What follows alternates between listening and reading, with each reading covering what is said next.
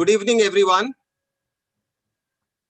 Today's session we have split it into two sessions internally. That is one. That the part one will be handled for mobile and email collection using CKYC, and the part two, that is obligation towards transaction alerts. Before we start, let me bring on board Mr. Mahesh Desai. Mr. Mahesh Desai is our current chairman of ANMI Western Region. He has over 3 decades of experience in equity broking. He's an old-time director at Sunidhi Securities. Mahesh Bhai, can you start the session with your introductory remarks? Sure. Thanks, Kamlesh Bhai. Good afternoon to all the members attending this event and the speaker for taking out their time for the event. I hope all the members are safe in this pandemic situation. ANMI Western Asia is now in its 25th year, that is a silver jubilee year, and the progress which ANMI WIRC has achieved so far has been due to guidance and support of it's received from all its members. And we sincerely hope that all its members would continue to provide this vital support by continuing their association. Now, today Western Region is hosting this 43rd knowledge series in association with TrekWiz. This seminar will be very beneficial to members, and the part one of the session will focus on how that can be overcome by using the CKYC. And the part two of the session will focus on obligation and types along with sources of alerts. Now, further, Kamlesh Bhai Shroff is the director of ANMI, will take ahead with the seminar and introduce our speaker. Thank you. Thanks, Mahesh Bhai. So let us, understand how we can, figure a way out, because depositories have already asked members to lock the accounts of customers where, one of them or both the mobile IDs or the email IDs are not available or missing.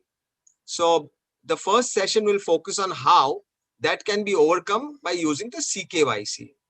Our panelists that we have on board for the first session is our Mr. Sagar Tanna and Ms. Tanushi Agarwal. Let me introduce Sagar Tanna. Mr. Sagar Tanna is a Bachelor of Engineering in Information and Technology and also a certified anti-money laundering specialist. Mr. Sagar has been associated with AML Arena for over 10 years. He is a co-founder of TSS Consultancy, offering TrackWise, a software solution for compliance. Sagar has been a regular speaker at various forums with Enforcement Directorate, SEBI, FIU, and stock exchanges. Also, let me introduce Ms. Tanushi, who will be joining Mr. Sagar.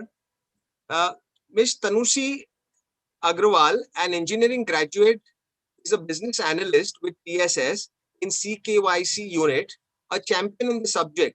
And in last 3 years, she has played an instrumental role in helping some of the large banks in the country like Stanchart Bank, HDFC Bank, and many more to help implement a smooth CKYC implementation. So, Sagar Bhai, if you could probably, first highlight exactly what the circular is all about and how we as members need to do in terms of putting in, mobile and email collection using the CKYC. Over to you, Sagar Bhai. Thank you, Kamlesh. Maybe Tanushi could also put up the screen for us. I'll just take a little background, and then we'll again go back to question and answers. But I think it's ironic, that even now with the digital age, we still have some leftovers of customers, who do not have the mobile number and email address. And I'm hoping that this last drive by the regulator will push us, to complete that last leg of customers where we do not have good contact information. Right? I'll let Tanushi take up the session more in detail. But in general, I would just give a little insight about, the central KYC registry. So all of us, are aware that, we are submitting data today as brokers and depository participants to the central KYC registry as well as to KRA. And I'm not sure, but just to share some numbers, while the data of KRA, is still less than about 5 crore records, but the data at central KYC registry has actually zoomed past 30 crore records. And this has largely been by the contribution done by the large banks, insurance companies, and NBFCs. And all of these institutions have been able to submit their customer records to CKYC in the last 3 to 4 years. And we have seen tremendous adoption by some of the aggressive upcoming players to use this platform, for their customer onboarding and KYC refresh requirements. So we feel that as a broking or a capital market community, there is significant potential for us to, refresh the KYC of our customers using this platform. And with this, I will let Tanushi just walk us through a small presentation. We've kept it limited to about 10-12 minutes only, and we will then open it up for questions. Kamlesh, I hope that sounds fine. Absolutely fine. I think Q&A will be something that we are looking forward to. Sure. And yes, yeah. Over to you, Tanushree. Thank you, Sagar, and thank you the ANMI team for helping us arrange this webinar. So the first topic that I'm about to cover is solving mobile and email collection mandate by using CKYC. So the agenda or the points that we'll be covering in the subsequent slides will be: first, what is the overview of the circular, what is mentioned in the circular. Second is we'll try to understand an overview or the working of CKYC, how does that function. Third is the process or how the CKYC is going to help you collect the email and mobile number of the customers. And then lastly, with the question and answer session. So let's first understand what were the key highlights that were mentioned in the circular. So there was a CDSL circular dated 5th April 2021 that came, and a similar circular has been issued by NSE and PSE as well. So the circular stated that few key attributes, which are 6 key attributes, which has been listed here, which is name, PAN, address, mobile, email, and income. So these 6 key attributes should be mandatorily available or linked in the customer's account. So if the details are not available already for the customers that you have onboarded, then you are obligated to collect the information. Now the deadline to collect this information is 31st May 2021. If at all you fail to meet the deadline, then as an outcome, the customer's account will be set as inactive and the debit will freeze. So this was all mentioned in the circular, and I've tried to summarize this in this slide. Now let's understand how CKYC is going to help us to solve this problem. But before we move ahead, I would like to play this video, which will help you to understand the working of CKYC or the process that is being followed in CKYC.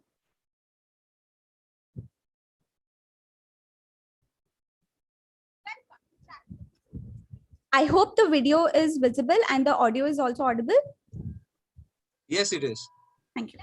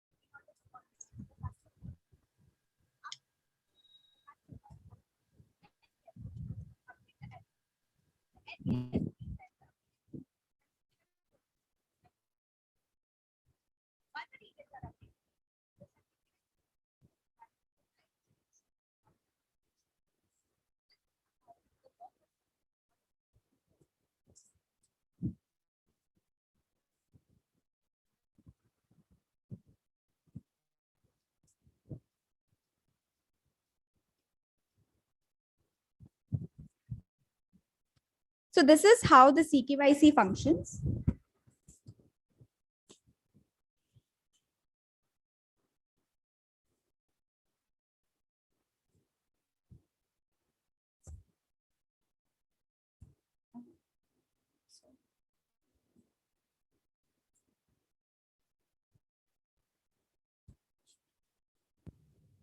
Sorry, 1 minute, please.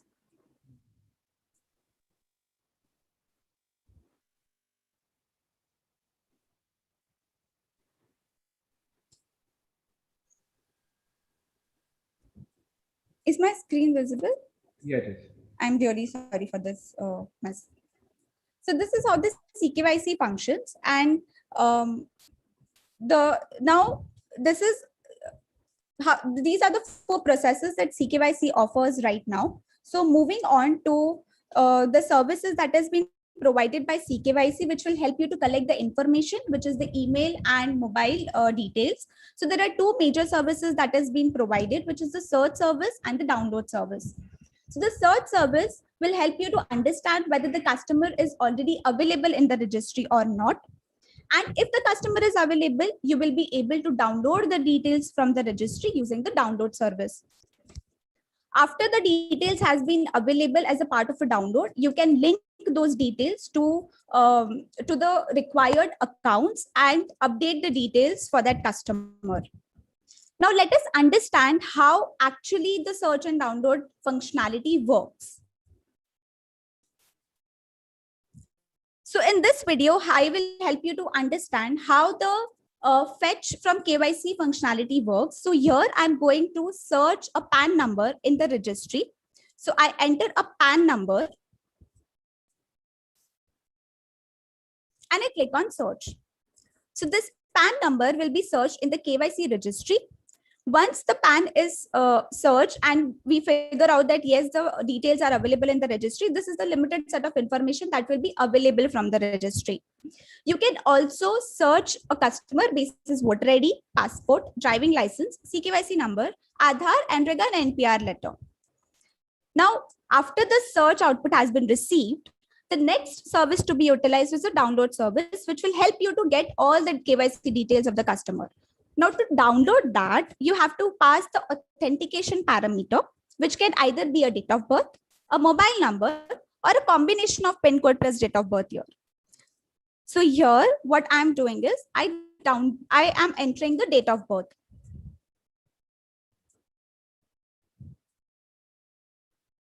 And I click on download. Now, because the date of birth has been successfully authenticated, I get the entire details available from the registry. So I get the address, I get the contact number, I got all the identification details as well. So this information can be consumed and linked to the required accounts in order to update the required information. The search service from CKYC is free. However, the download will cost you 1 rupees 10 paisa from SearchSAP.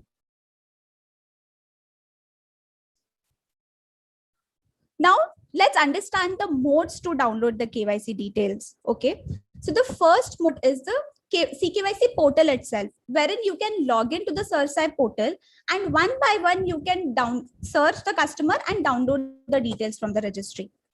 The second mode is the CKYC SFTP, wherein you will be able to bulk search and download the details from the registry. So you can prepare a file and you can update, place that file on the SFTP path, and in the response, the SearchSAP will give you the downloaded details. Now, this first option can be opted if you have around 50, 100 customers. So it is easy for you to manually search and download the details. However, if the count of the customer is too big, then you may opt for CKYC SFTP mode.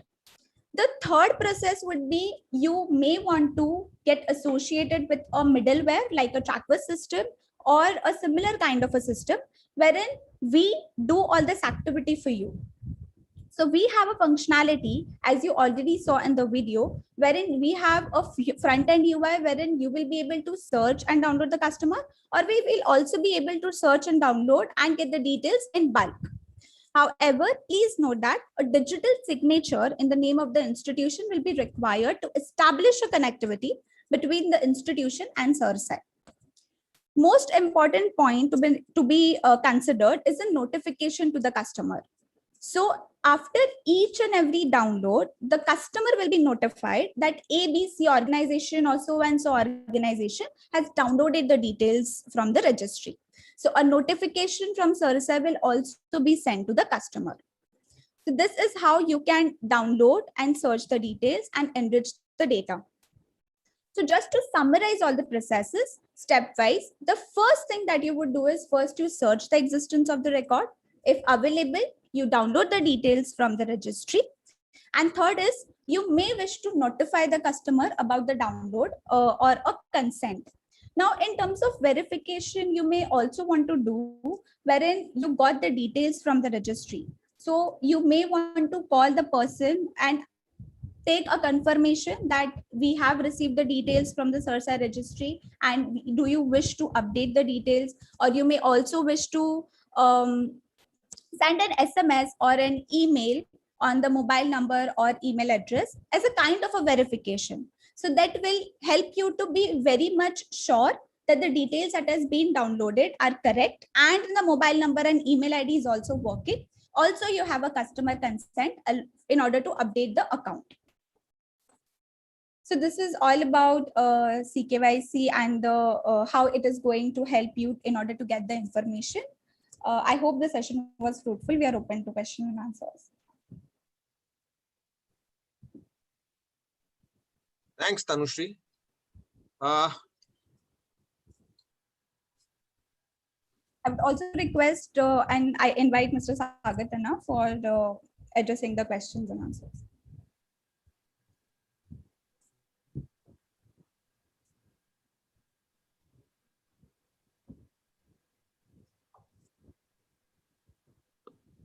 You can type the questions in the chat box and we will be able to address. Yeah.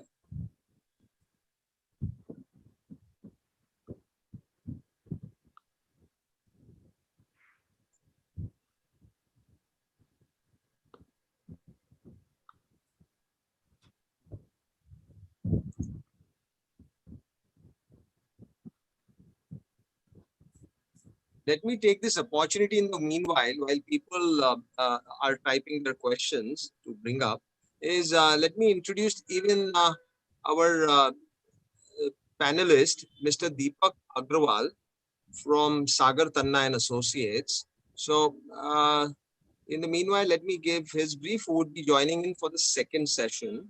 Mr. Deepak Agrawal has 20+ years of experience in capital market, having contributed to depository, compliance, and RMS departments. Over the last 8 years with TSS, he has been instrumental in helping numerous stockbrokers to implement a good transaction monitoring program and has extremely hands-on experience and practical insights in the subject matter. So Deepak Bhai is going to join us for the second session along with Sagarji. In the meanwhile, let me see if you've got some questions. Yes. So let me take the question which has just come up. If we are registering the new customer, it's taking too long a time to register.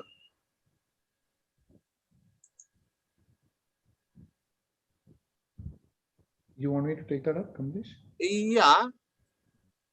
So generally, if you can give an idea what is a long time and what's been the experience in terms of registering a new customer, how much time does it generally take? So While I'm speaking, Tanushi, you could stop sharing and start sharing. We'll just show them the workflow slide. I think it'll be easier for everybody to engage. Yeah. So what happens is when you upload a record in CKYC, their committed turnaround time is 1 business day. So if you're uploading something on Monday, you should expect the first response from them on Tuesday. That's generally the turnaround time. Towards March or the quarter ends, it generally takes a little longer because of the load, but generally about a day's time. So it's 1 business day, correct? So if it's maybe a Friday, you will still, the turnaround would be Monday. Yes, you could safely expect that. While they say that it will come to you in 24 hours, but we have seen that sometimes it does take a little longer, particularly towards quarter ends or year ends. So we kind of set the expectations right to say that keep it 1 business day so that it's easier. Yeah. Now, very important to understand the behavior of CKYC is once you've uploaded a record, there are actually 3 buckets that it could fall into. And I think we have this slide here. The first bucket, which is your happy bucket, which is you get a CKYC number straight away. So this becomes your happier bucket. The second bucket is the customer is already present. I've seen many institutions that when we upload a record, we don't check if the customer is already there. We are habituated with KRA, but we are not that habituated with CKYC. So we end up uploading the record and then CKYC comes back and says it's already present. So that's your second bucket. There is some user intervention required here, but I'll come to that. The third bucket is where people get a little confused because they don't get a response, and that is probable match bucket, where they give you a response and say that please come and tell us whether the Kamlesh Shroff that you are trying to create, for example, is somebody who's already available with us, right?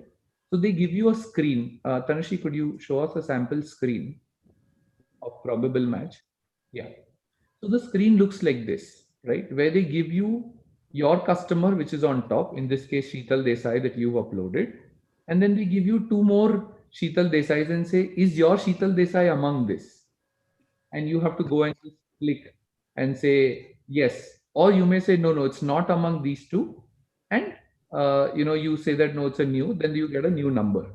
So a lot of times, if the user is not aware that the record has landed in probable match, he or she is wondering that the response has not come.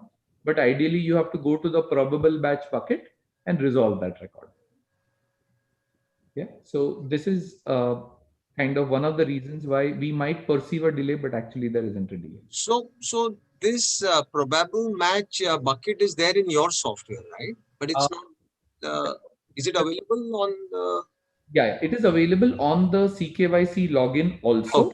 Oh. What we are showing here is definitely a screen of our software, but a very identical screen is available inside the CKYC login. So you don't need to have a middleware system like Trackwiz. If your volumes are small, you can definitely go and use the CKYC login directly. Right. Okay. There's another question that's come up is what about relationship? Is that available too? And validation would be needed broker customer database? I'm sorry, I did not understand the relationship question completely.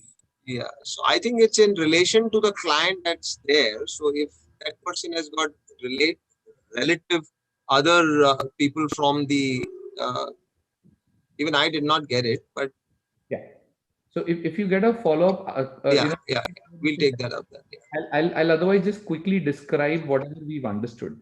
So when you are notified, when you create a customer, they link you to that customer. So if a broker A creates a customer, Sarsai will say your link. Now the second broker actually goes and downloads that customer because they don't need to create it; it's already there. So the same client goes to broker B. Broker B will download that record. So now there is a relation of this individual with 2 brokers, and SI makes a note of it. So next time, if there is a third broker who makes an address change, they will notify broker A and broker B. Right? Yeah. So there is definitely a relationship. Common question, Kamlesh, that we keep getting asked is, can I know that relationship? Answer is no. You would only be notified that somebody changed it. You will never know who changed it. Then there's one more question that's coming up. Can we update the records from CERSAI to KYC without client information? Yeah, so like briefly, Tanushi mentioned that firstly, when you download a customer's record from CKYC, the customer will be notified by SMS and email saying ABC broker has downloaded your KYC. If you have an objection, please raise immediately to the CKYC help desk, right? So the customer is definitely notified. The second important piece is you may come up with a consent mechanism of your own where you reach out to the customer on a recorded line post download and say that we've downloaded your KYC on account of this SEBI requirement. Can we take this mobile number and email address on board and do a simple verification call like a PAN number over that call? So you identified that the customer is the same, and you also have the consent of the customer to use the downloaded mobile and email. So that is as far as the customer, but is it okay with the DP and the exchange also? That's the sub part of the question? So Okay. Yeah. So the first part is there are regulations supported in the master directions to use the KYC identifier for onboarding. Number one. Number two, there is a gazette notification by the government of India to make use of the KYC identifier for onboarding and KYC refresh. Okay. So the answer is positive. Yes. Clearly a yes. So in case, the next one is in case of mobile or email ID, how we take relationship if same number email ID is already updated into his family accounts. So I think what happens here is that one person is managing 4 accounts of his family, and those may have all 4 numbers of that same person. So it's in relation to that. So in case of mobile or email ID, how we take relationship if number is already updated into his family account. Clearly, the only way to do that is to, once you've downloaded the mobile and email, if you realize that the same number and email address is available with another UCC in your database, you have to phone that person, and along with the consent to use it, you may ask the person, whether this mobile number belongs to somebody else. And if need be, if your internal auditor is not satisfied, courier a physical form to them to sign it. But I think a recorded line, in my individual opinion, should do the trick. Okay. After downloading the mobile number and the email ID from CKYC for updating the same to DP database, we may require the consent of client in the form of modification form. Yes, which is correct. This is what I said, that you may have to take a physical form and ask them to fill it. But at least you are now able to contact the customer and say that this is what it is. However, you may also do a e-sign portal. So there are companies like Legality and other sign desk, some of these players, they offer you a very simple facility where you may be able to upload a PDF form and give a mobile number and email address, send the form to the customer, and the customer will be able to do a Aadhaar based e-sign. So if you want it to be digital, then I think it's a best way to do it, and it's a very inexpensive way of doing it. I think the transaction cost is very less as compared to the whole physical journey.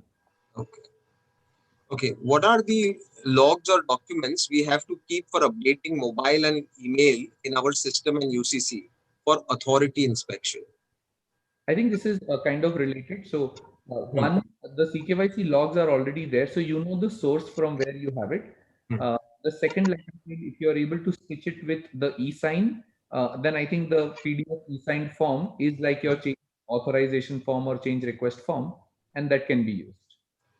How do we keep records of client consent if the detail is sent over SMS? Is SMS a valid? So, like I said, the depositories very clearly do not permit unless they require a signed form. So, in that case, you may want to continue with the e-sign form. The recent circular by SEBI on 27th April, if my memory is right, talks about Aadhaar-based e-sign, as a completely acceptable mode. So you download the mobile and email from here and ship out the modification through the e-sign mechanism. Let the customer come and e-sign, and that form is completely valid, for the auditors, and is a perfect document replacing the wet signature. Without modification form, we can update details in CDSL data. Well, I think CDSL would answer that, but I would say to be more cautious and follow completely, the current prescription, I would suggest to use the e-signed form, so that we don't remain ambiguous and we are quite clear that we have a form from the customer which is signed. So as far as the deadline is concerned, CDSL has issued a circular. Has NSDL also released such a circular with the deadline of 31st May? I think in the quick research that we could do, we were able to get hold of CDSL, BSC, and NSC. These three were quite clear. I'd like to hear from the audience itself if there was something from NSDL. I think the NSDL, Mahesh, have you seen the circular from NSDL by any chance? No. Doesn't look like. Yeah. Okay. So if you could probably connect with NSDL and reconfirm whether the 31st May date sticks with, generally it would be for both, but yeah, just as a sake of clarification, we could take some clarification. Sure. Without any modifications, we can update details which is compulsory in CDSL data. I think this came up. Yes. Do we have any file format for bulk search download? I think you highlighted that point earlier in your. It's there in TrackWise, but is it there on the CKYC, the bulk? Yes, they do have it. There is, you may reach out to the help desk. They will give you a file format, and it's pretty simple, the file format. And in case, if it becomes a struggle, you may reach out to us. Okay. But definitely the CKYC help desk will give you a file format very quickly to do a bulk search and bulk download. A lady called Daisy out there leads the help desk, and she's very friendly to kind of assist and come forward. Oh, so nice. Is CKYC is providing API? Yes, they do. The APIs are pretty good, and we would highly recommend for you to integrate APIs. Some of the fastest growing stockbrokers in the country have adopted that, the APIs of search and download. You may directly use the search and download APIs of CKYC. There is no additional charge that they have for it. Or you may use a software like TrackWiz and connect to CKYC. The only advantage, or I would say the difference between going directly to CKYC for using their API is that there would be certain encryption standards and other things that you would have to follow, technical standards, which in case of TrackWiz, we would take care of that. But I would recommend you to use APIs significantly. Okay. Income as on date should not be older than 12 months. This is a new circular that's come up. Yeah. As per circular. How we deal with this? So basically 12 months, but due to filing, by the time you file and all, maybe another couple of months may be required for extension. Is that the point this gentleman is driving to? So how, but do you have a solution if it is, not to be older than 12 months?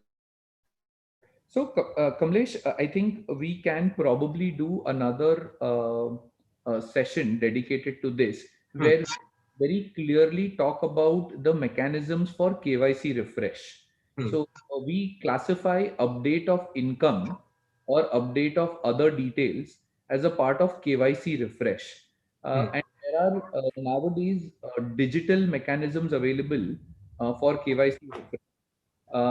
We recently have just done our pilot live with Sher Khan, and we'll be able to share more details maybe subsequently, where we are planning to do the activity for a very large customer base of KYC refresh, which will be completely digital, no physical intervention, and we will be able to collect the incomes. Okay. Okay. So yeah, of course, I think that's interesting. We should do one more session live specifically on that circular for income not older than 12 months. how to check probable match? Did you understand this question and do you want to take it? Yeah. The same screen that we showed you in CKYC portal. There Oh is yeah, correct. 2 more matches are probable matches. So in the CKYC portal, there is an option where you could go and you could select, and it'll give you a very similar screen like we showed you with photographs, and you have to take a decision using that screen. If you can't find it, you can ask the help desk. They sometimes call it FI Recon. The name is not user friendly, but this is what you can use. So next question that goes ahead with it is, if a probable match more than 2 cases and both are of this client, how will it match? Well, it's unlikely that you get something like that where you see 2 cases. With this, I would suggest 2 things as a practical way out. First, there's always a date with both the records, right? So you will see one record of Jan 2020, other of March 2020. So you select the older, the first in first out basis. So you will be able to have that. So you see the KYC created date. In this case, like June and July. So you select the June record and link your customer to the June record. If it's possible for you, write an email to them saying you've seen something like this. At least you link it to the old record. Okay. We'll just go a little fast because now questions are pouring in. Okay. Do probable match also work in bulk upload for search downloads? Search and download is definite. There can never be a probable match because the search and download happens only basis PAN number or any of the other OVD numbers. So it's never a possibility. It's either a hero or a zero. So either you get an answer which is perfect and one answer, or you don't get an answer. Shall we update a contact details on UCC? Answer DP.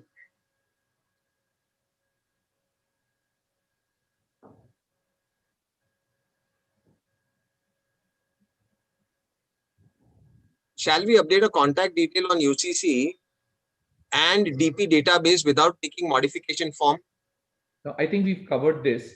I recommend that you take a physical form or you take a e-sign form. Correct. That in TrackWise software. One bulk upload file, only 50 records has been fetched. Actually increase the records. So a bulk upload is only for 50? If you use the secure FTP, there is no limit. If you use the front end, there is a limit. But I recommend that if you have more than 50 to use the SFTP option, it does not have a limit. We've done about 50,000 to 1 lakh records using the secure FTP mechanism. We can update the details using API integration, correct? No, the API is available only for download. Any creation, modification always happens through batch and file upload option. How to define family relation like self, spouse, parents and children? I think we've covered this. The only way to outreach to the customer, CKYC doesn't solve for that. What about relationships? Relationship means email and mobile relationship, whether it is self or other than self. Is that available to any, and validation would be needed with broker customer database? Yeah, that would have to be outside of the current scope to see if the email exists with somebody else, or reach out to the customer if it does exist and say, how is this connected? CKYC will just give you the mobile and email number address here. Again, there is a repeat question, how to update income details and income as on date? I think, like I said, we can have a separate session for this, but we do have a digital mechanism, or we can suggest a digital mechanism through which you can reach out to the customer. They can click on a link, submit it, and we e-sign it. So that completes the regulatory requirement and makes it efficient. The pain area is to get the consent of the client to update his or her mobile number, email, and to keep record of it. Which is, like I said, once you have the mobile email, take a partner, send them a link, the consent is given, and they have e-signed the form with Aadhaar. So it completes the story. If any client's account got inactivated by 31st May 2021, will depository give chance to active such client account with updated KYC details? Kamlesh, I'm sure you and Mahesh want to take that up. Mahesh? I think they'd already mentioned, one line is there, one para they had mentioned that in case if the data is already with the KYC, you can update. Yeah, so common sense, I think it should be able to do that. Yeah. Bulk search download option available? Yes, it is, right? We said that. NSDL HS issued a circular number, NSDL this. Okay, so someone's trying to say that there is a circular of NSDL 2, 2021. Maybe what we are asking has CDSL has issued, but has NSDL issued, but there seems to be this number. Someone needs to check. Has TrackWise given its services to a broker who is having Trade Plus as a back office? Answer is yes, but please reach out to us. Okay. The answer is definitely a yes. Yeah. How to identify whether PAN of a client is seeded with Aadhaar? That's a great question. When you go to CKYC and you do a search and you do a download, it actually gives you the last 4 digits of the Aadhaar number. Okay. If email and mobile registered is different with us and CKYC. Well, if you already have mobile and email, then you don't need to do a search anyways. The idea is that you only do a search when you don't have either one of it. But I think it's trying to say if it is different, in the sense if it's a different number given to us and the different number in the Aadhaar or in the CKYC. Yeah. So I mean the audio of Tanushi's video didn't play well, but how it functions is, and I'll just describe it for everybody here. Let's say that Mr. Mahesh opens an account in ABC Bank, and he gives his mobile M1 and email E1. And then he goes to the stockbroker, and the stockbroker will actually not ask for KYC. He's supposed to download it from CKYC and register it. After 6 months, Mr. Mahesh goes and updates the mobile from M1 to M2 in the bank. And CKYC actually sends a notification to the broker today. Unfortunately, a lot of brokers don't know about this notification, so they don't come to know. But you are actually notified immediately when there is a change done by any institution. Yeah, thank you. Done by any institution for the customer linked to your organization. And you got to pay 1 rupee 10 paisa, download that change, the customer can update it. Thanks for the clarification. Next one is, I think last 2 questions. As stated in the circular of NSE and BSE, it is mentioned that 6 attributes not available in the UCC and the said UCC will be marked as closed. It is so, or the UCC will be marked as inactive. Well, I think the circular clearly says that the UCC should be marked as inactive, and there should be, from a depository's perspective, there should be a debit freeze. So nothing goes out, although they have clearly mentioned that settlement of open positions is allowed. So if there are any open positions, they can definitely be settled. So. And is CKYC providing API? Yes. Yes. And the last one is, can we update income details as on date with OTP verification in case of mobile or email ID are already given by the client? I think we should reach out to the exchanges to ask this. A common practice in AML, in anti-money laundering, that we recommend is to update it as an estimated income if we do not have a written consent. So, and in remarks, we note down that this was verbally collected. So it at least allows me to take a conscious decision on the case, while I may not have a signed form from the customer, but it does allow me to take it into consideration and proceed. But I would say we can definitely confirm with the exchanges if they still want a signed form, or it can just be taken. Yeah, I think that was quite an exhaustive session, part 1. Let us now go to the part 2 of the topic, that is obligation towards transaction alerts. Now that we have even Deepak Agrawal joining on to the board of the panels, let us take an. Do we have a presentation for this, or we have 3 slides for this? Okay. They're quite So may I request, may I request either Deepak or Yeah, sure. Deepak, just let Deepak cover 2 or 3 slides which are crucial, and then we'll open it up for Q&A. Thank you, Kamlesh, for a brief introduction. And thanks, Sagar, for allowing me to go ahead with the presentation. Just I will share my screen. Am I audible? Yes, you are. Yeah.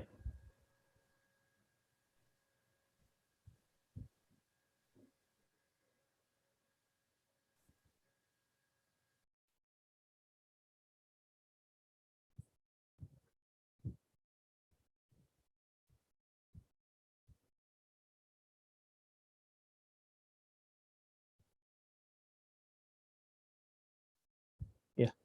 So I'm glad to be a part of today's sessions, and I welcome all the participants on the today's topic of transaction alert obligation and the best practices for the brokers.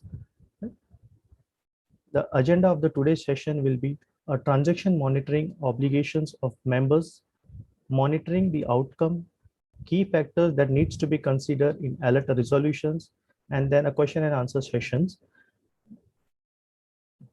Before I proceed, I would just like to clarify that it has been a concern among the broking industry that what are the different types of alerts which needs to be addressed, or on which the action needs to be taken by the broker, and from whether there are any ready-made alerts given to the broker, or broker needs to develop those in the in-house, or some software needs to be taken care of.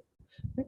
So based on this, SEBI, with reference to the recommendation of the SEBI, exchange has issued some circulars on the basis of which some criteria are being categorized by the exchanges to generate and transaction alerts.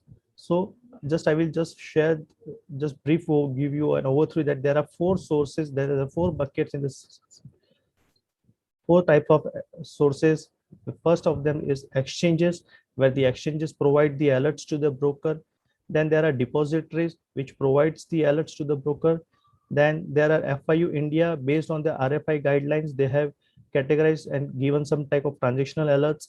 And then the secondary market alerts, which are issued by the circular by the exchanges, and in which they have defined some parameters.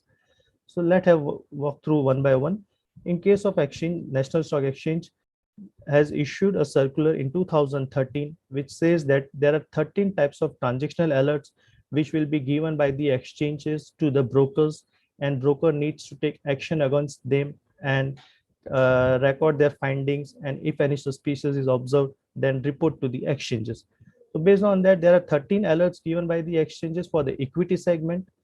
3 types of alerts are given for the derivative segment. 3 types of alerts are given for the currency derivative segment, and 6 types of alerts are given for the commodity segment. So this is basically from the NSE perspectives, there are 25 types of alerts that are given to the brokers, and every broker needs to them. Likewise, BSE also, based on those same parameter, gives the 25 types of alerts. NCDX and MCX as a commodity exchange provide 6 types of alert each. So this is basically an exchange. These are the types of alerts which are issued to the broker by the exchanges.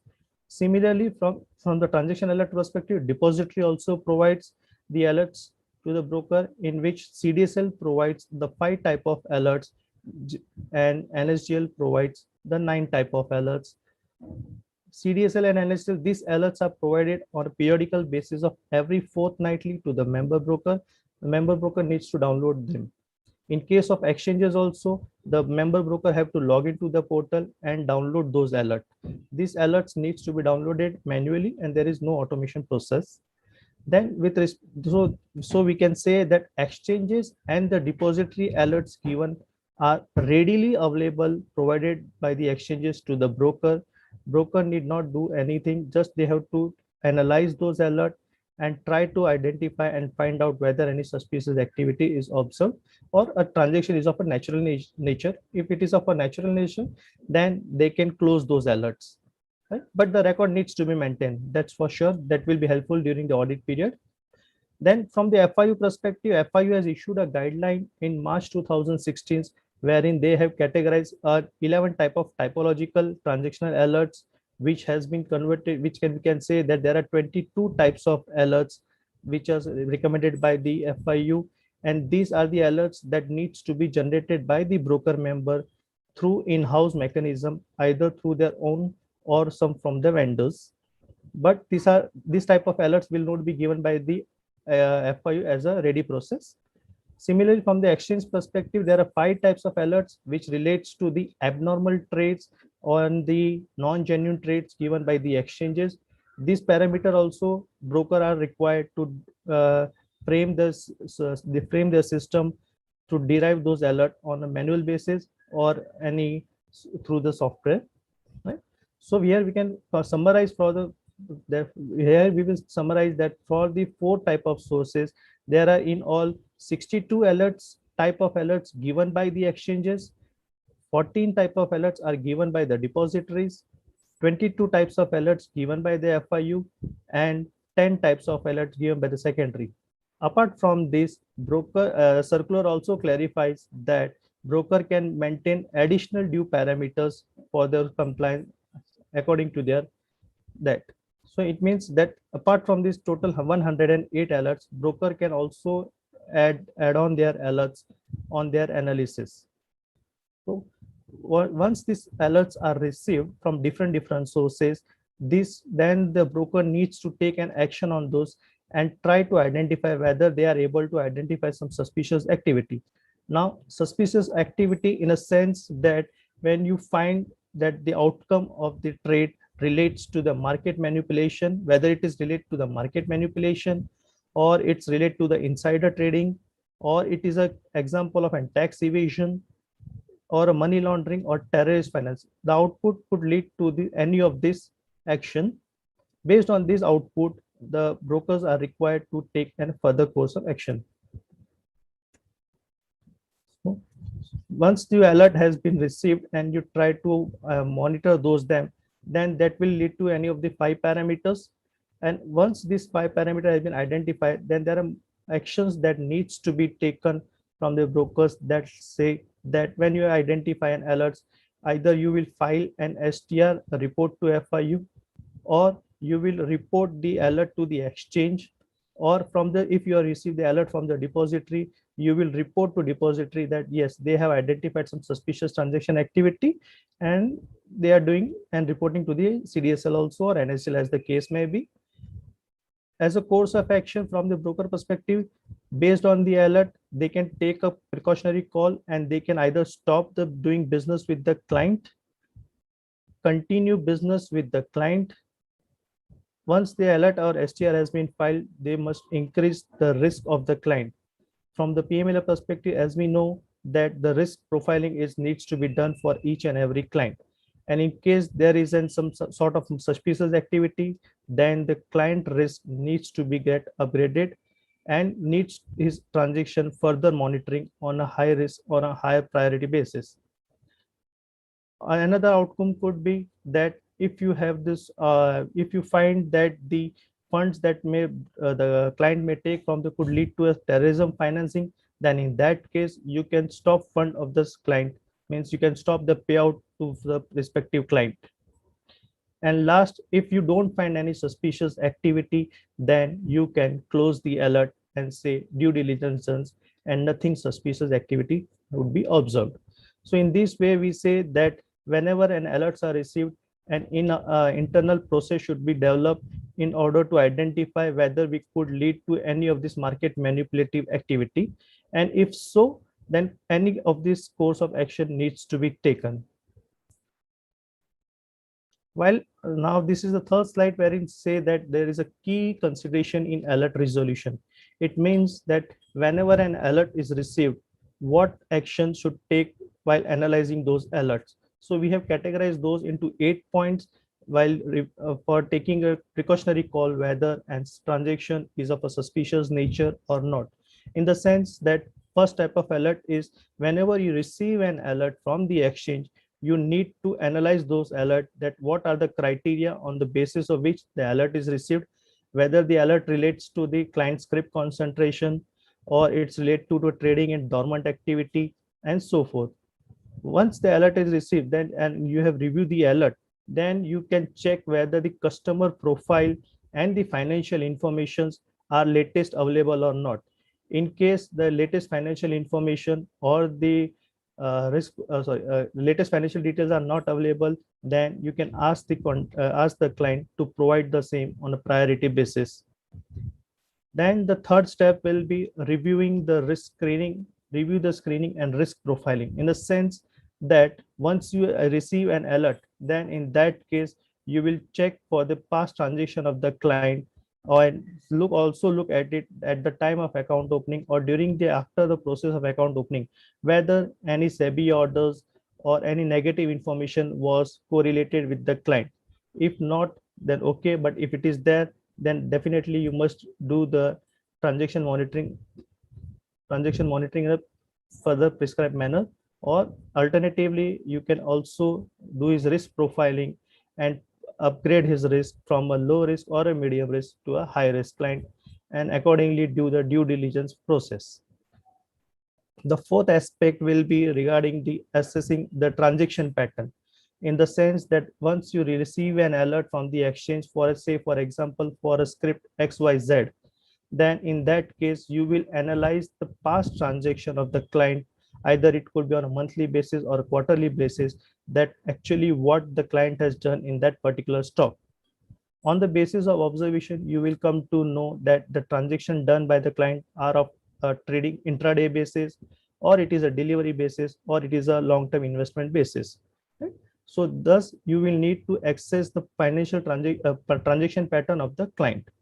Then once the alerts has been analyzed, script analysis has been done, then you will also see and check for that particular client whether any earlier alerts have been received from the exchanges, and if so, then whether you are able to correlate with that alert, whether any repetitive transaction pattern is being observed.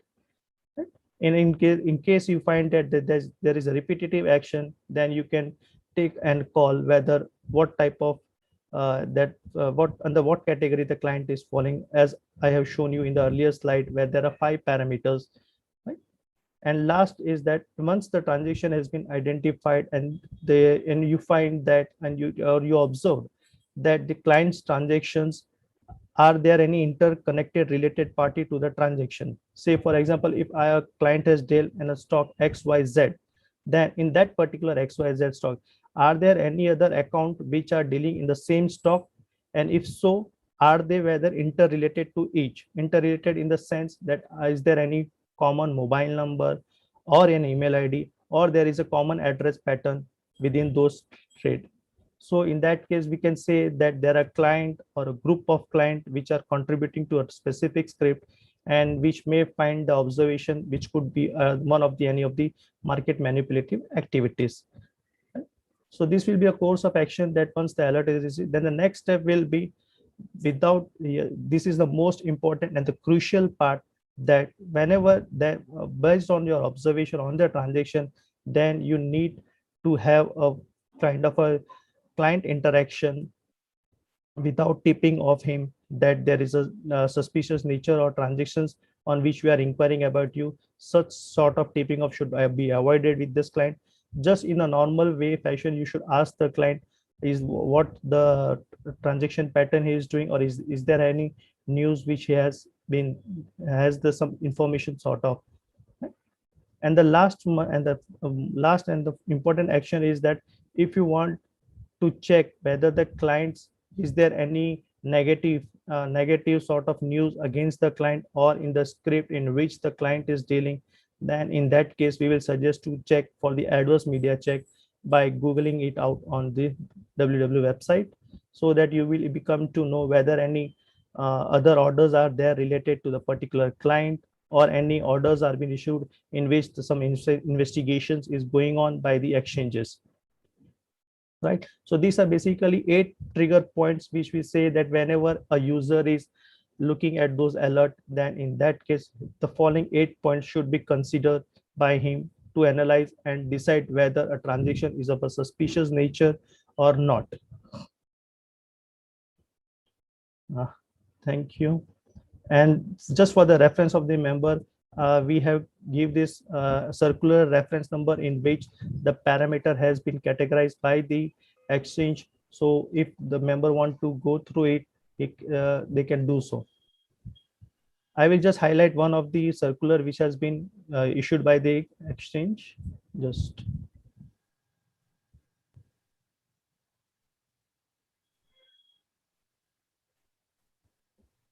so as I said, that in 2013 there was a circular issued by the exchange. So for the ready reference, just I will say what are the type of alerts that are given by the exchange. So this is an NSE circular March dated 2013, in which these 13 parameters have been classified, and there are 3 types of for the derivative segment. So based on these circulars only, we have identified the count of the exchange and the other sources. Right? So these are the 13 parameters which are broadly classified by the exchange as a suspicious transaction natures, and based on those guidelines of the exchange and the SEBI, the alerts are given by the exchange to the brokers. I hope the above information will be very helpful and useful to you while analyzing the alerts and disposing of the same. I will pass on this session for the question and answers, and will request Sagar to take on the question and answer session. Thanks, Deepak. That was quite concrete and to the point. Let us start with the Q&A session. So the first one that comes up is it mandatory for the brokers to generate their own alerts, or addressing the alerts generated by the exchange and depository would suffice? So I'm sure as the question goes, based on this 2013 circular, which is reasonably comprehensive from the members' perspective, as they are mentioning, does member has to generate furthermore internal alerts over and above these that come through the exchanges, to the NSE, BSE? Yeah, I think the number given by them is also quite comprehensive, right? So yeah, that's a good question. I'll just put down some information here, which is very important. Deepak, we can stop sharing. Sure. So the Finance Intelligence Unit, which is the central agency for collecting suspicious information, has given out what they call as RFI guidelines, which are called as red flag indicators guidelines. And this document is about 76 pages. It is a document only for stockbrokers, a special document for stockbrokers issued in 2016.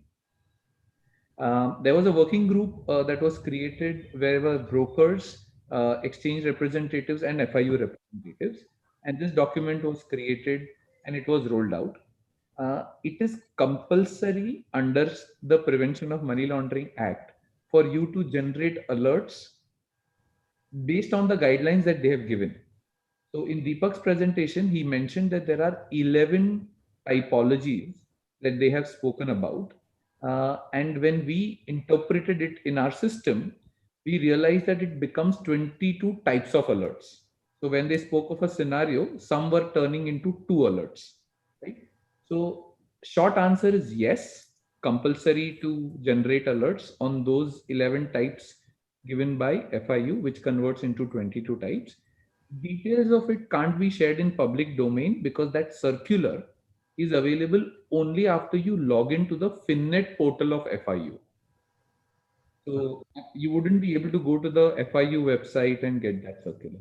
So the portal officer has to log in and get that circular.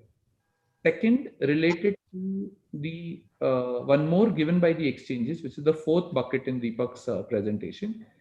They talk about abnormal and ingenuine trades, which is a circular issued by both the exchanges, and they have categorically asked brokers to have these alerts generated in-house. And again, they have given some broad criteria on which they are very prescriptive and you need to generate alerts.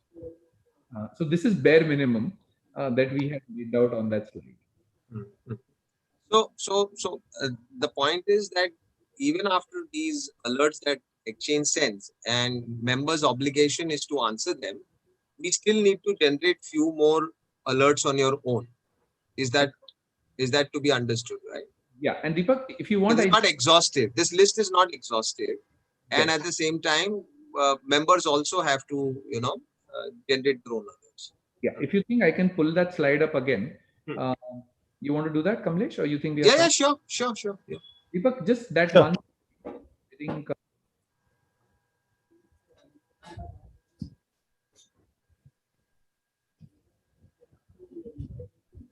the 4 bucket slide, Deepak. Sure. So exchanges and depositories give ready-made alerts, and FIU expects you to generate, and exchange also expects you to generate a set of alerts. Hmm. Deepak, we are not able to see your screen. You may want to stop sharing, start sharing again. We are still able to see the old PDF of the exchange circular. Just hold on. Is it visible now? Yes, it is. Thank you.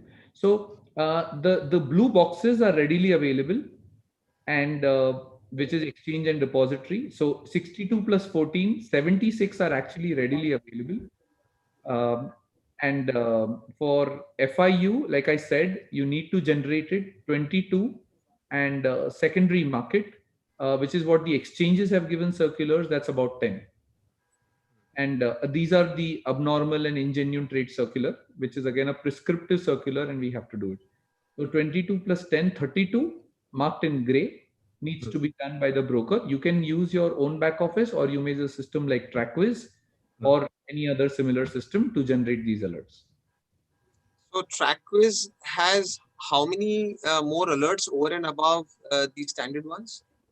So if you look at this total 76 plus 32, 108, TrackWiz total portfolio, adding all of these together, would go up to about 220.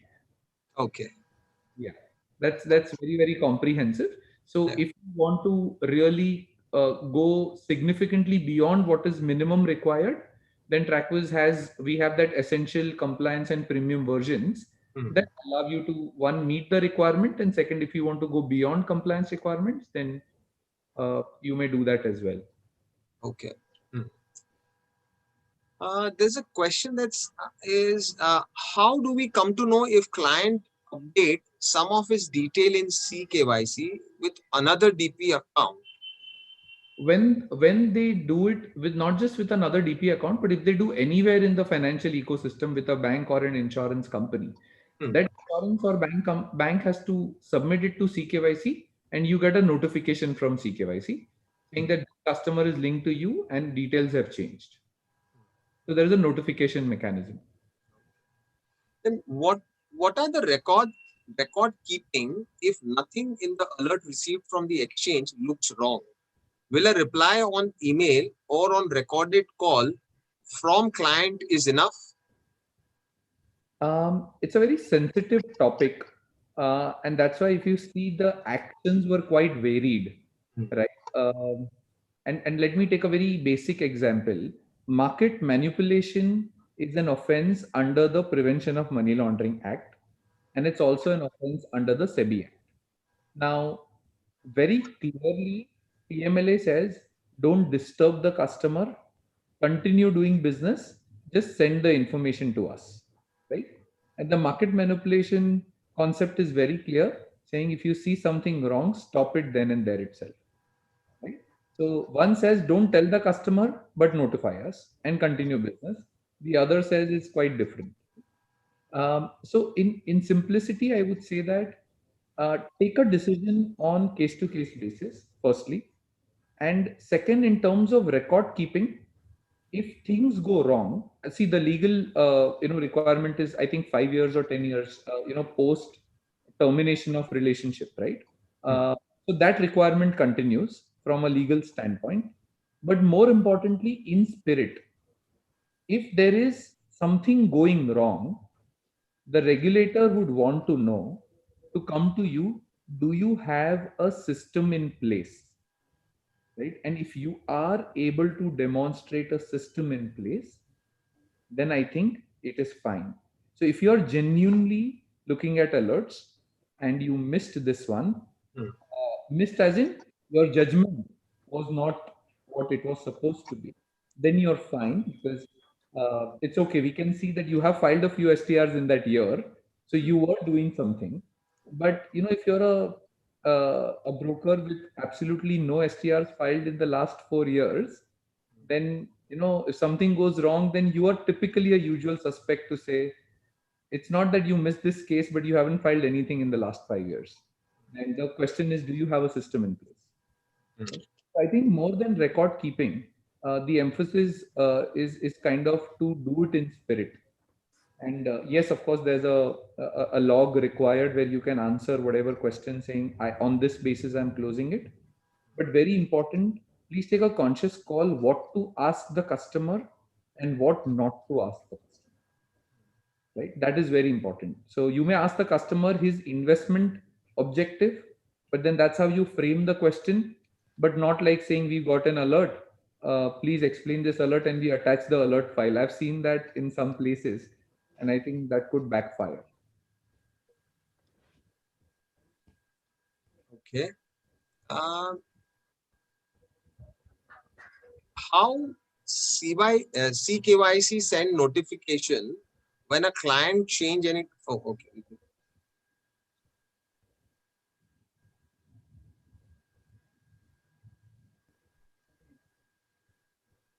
I think we do not have any more questions on this topic at the moment. Okay. But in the meanwhile, so you have both the softwares ready with you for installation, right? And Yes. as you mentioned, you've taken up at Sher Khan, as you just said, for the first part. Even for the second part, you have. Yeah. The screening transaction monitoring, currently there are about 100 plus brokers already using it. Oh, okay. Yeah. So that's clear. Even our CKYC module is used by more than 100 institutions. In fact, pan India level, there are about 32 records on CKYC, and we have been able to push about 16 crore records. So about 19 banks and 12 out of the 24 insurance companies. For CKYC, Trackers is the largest player. Hmm. So yes, both the products are definitely readily available. So I think you could share the numbers, or probably they can connect to you directly. That would be ideal, right? Yeah, sure. Our website has it, trackwiz.com, TRACWIZZ, trackwiz.com. And you could just fill in something there and we'll reach out to you. That's absolutely fine. Or in case if there is any further training or any further clarification session, it seems like CKYC had a lot of questions. We are happy to do a similar workshop. You may write to ANMI, and if there's a need and if there are more requirements, then we could do like a proper 1 hour hands-on workshop dedicated to CKYC. Sounds really nice, I think. So as we do not have any questions, Mahesh bhai, with your permission, can I propose the vote of thanks, and we could bring the session to close? Yeah, absolutely, Kamlesh bhai. Yeah. So I must mention our deep sense of appreciation to Sagar bhai for his lucid explanations and answering all the member questions in a very comprehensible manner. Tanushi and Deepak's slides were very informative and on both the topics. And of course, we are very grateful to all the members joining in. I think we got almost about 300 members joining in large numbers and flooding us with questions. We are grateful that, and we will be holding furthermore such sessions in the future. And till then, stay home, stay safe. Thank you once again. Thanks so much. Thank you.